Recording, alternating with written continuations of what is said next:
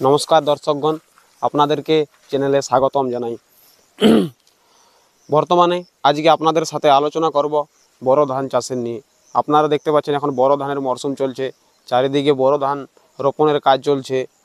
তো আপনারা সমস্ত প্রকার, শুধু বড় ধান কেন, সমস্ত প্রকার চাষের নিত্য নতুন ভিডিও পেতে যে কোনো সবজিবর্গীয় ফসল বা খারিফ মৌসুমে ধান বা শসা, তরমুজ যে কোনো ধরনের ফসলের চাষবাস, তাদের সঠিক পরিচর্যা এবং তাতে সঠিক ওষুধের ব্যবহার, বিজ্ঞানভিত্তিক পরিচর্যা বা জৈব পদ্ধতিতে চাষ সম্বন্ধে জানতে অবশ্যই চ্যানেলটি ডান দিকে সাবস্ক্রাইব চিহ্নটি প্রেস করে ঘন্টা বা বেল আইকনটি প্রেস করে রাখুন।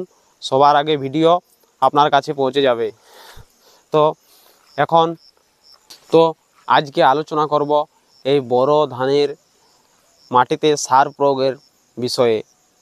আপনারা যে যেমনভাবে চাষ করেছেন এতদিন বা করছেন, আপনারা করতে পারেন, কিন্তু আমি আজকে আপনাদেরকে যে সারের রিকমেন্ডেশনের কথা বলবো, আপনারা কিছু পরিমাণ জায়গায় করে দেখুন। গ্যারান্টি সহকারে বলছি, আপনারা যথেষ্ট হারে বেশি ফলন পাবেন এবং সঠিক পরিচর্যা করে যাবেন যদি যান। তো আসুন আজকে এই বড় মরশুমে মাটিতে সার প্রয়োগের ব্যাপারে আলোচনা করি।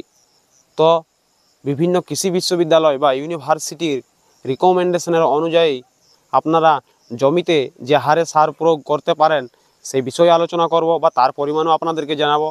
এবং আমরা যে প্র্যাকটিক্যাল বা আমি নিজে যে হারে বা যে পরিমাণ সার প্রয়োগ করি এবং যথেষ্ট ভালো রেজাল্ট পাই তার কথাও আপনাদেরকে জানানো হবে। আমি এই সদ্য 2024 সালে ইউনিভার্সিটি থেকে পাস আউট এবং আমার যে সাবজেক্ট ছিল সেখানে বিভিন্ন কৃষি বিষয়ক আলোচনা যথেষ্টভাবে জড়িত ছিল। তো আমার কাছে এই চ্যানেলে আপনারা বিভিন্ন কৃষি বিষয়ক অধ্যয়ন, শুধু চাষবাস কেন, পশুপালনের বিভিন্ন সাধারণ পরিচর্যা, সাধারণ মেডিসিন এবং শাকসবজি, ধান সমস্ত প্রকার চাষের সম্বন্ধে জানতে পাবেন এবং মাছ চাষ সম্বন্ধেও জানতে পাবেন। তো অবশ্যই আপনারা চ্যানেলটি সাবস্ক্রাইব করে রাখবেন, আপনাদের অবশ্যই কাজে আসবে। তো আসুন বাড়তি কথা আর না বলে আজকে আমরা সারের আলোচনায় ফিরে আসি। প্রথমে বলি, কৃষি বিশ্ববিদ্যালয়ের বা পশ্চিমবঙ্গ সরকারের রিকমেন্ডেশন অনুযায়ী এই ধানের জমিতে বা বড় ধানের মরশুমে জমিতে সার প্রয়োগের পরিমাণ। তো আপনারা যদি এসএসপির কম্বিনেশন অনুযায়ী মাটিতে সার প্রয়োগ করে বড় ধান লাগান, সেক্ষেত্রে আপনারা ইউরিয়া ব্যবহার করতে পারেন 8 থেকে 10 কেজি এবং এসএসপি বা সিঙ্গেল সুপার ফসফেট ব্যবহার করবেন 42 কেজি এবং পটাশ ব্যবহার করবেন 8 কেজির মতন। বাংলাদেশ থেকে যে সমস্ত কৃষক রয়েছেন তারা ব্যবহার করবেন টিএসপি। আপনারা বাজার চলতি দোকান থেকে টিএসপি পেয়ে যাবেন।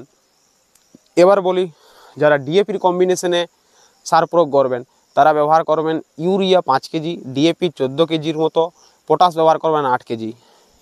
এবার বলি, যারা 10-26-26 কম্বিনেশনের সার প্রয়োগ করবেন মাটিতে তারা ইউরিয়া ব্যবহার করবেন 5 কেজির মতো এবং 10-26-26 ব্যবহার করবেন 24 থেকে 26 কেজির মতো।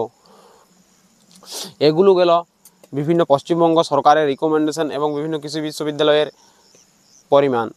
এবার আপনাদেরকে আরেকটি বলে রাখি, যেটা আমি নিজেও ব্যবহার করি এবং খুবই কার্যকরী এবং আপনারা ব্যবহার করতে পারেন, আপনাদের যথেষ্ট উপকারে আসবে।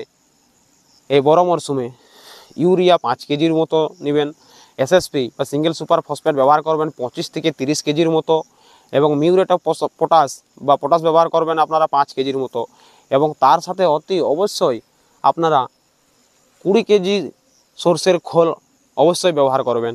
এই খোল আপনাদের জমির মধ্যে যে হারে উপকার আনে দেয় ধানের ক্ষেত্রে বা যে কোনো সবজিবর্গীয় ফসলের ক্ষেত্রে, আপনারা প্রত্যেকেই খোল অতি অবশ্যই ব্যবহার করবেন। তো এর উপকার এখন অপকার সম্বন্ধে আজকে বলছি না, আপনাদেরকে পরে জানাবো। তো এই কম্বিনেশনে আপনারা ব্যবহার করতে পারেন, যথেষ্ট ভালোই উপকার পাবেন।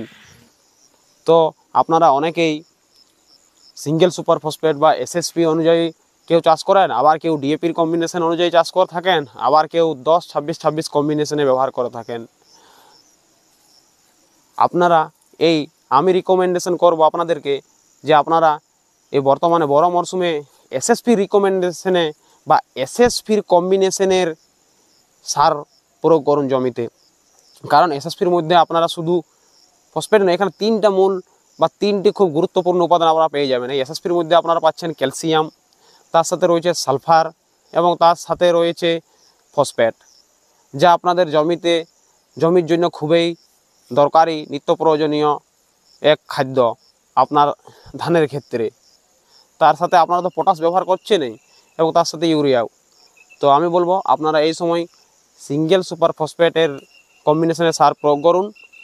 আর আপনারা তুলনামূলক যদি বলতে চান, ডিএপি এবং 10-26-26-এর তুলনায় সিঙ্গেল সুপার ফসফেটের দামও তুলনামূলক কম রয়েছে এবং আপনারা এর উপযোগিতাও দেখতে পাবেন। তো আজকে এখানেই শেষ করছি।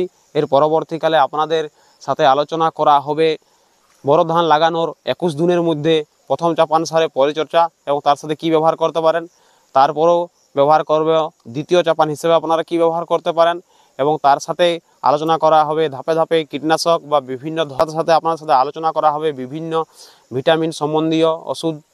তো যাই হোক, আপনারা চ্যানেলের সাথে যুক্ত থাকুন, আপনাদের অবশ্যই কাজে আসবে। সাথে থাকুন, পাশে থাকুন, চ্যানেলটিকে সাবস্ক্রাইব করে পাশে থাকুন। Thank you, best of lakh.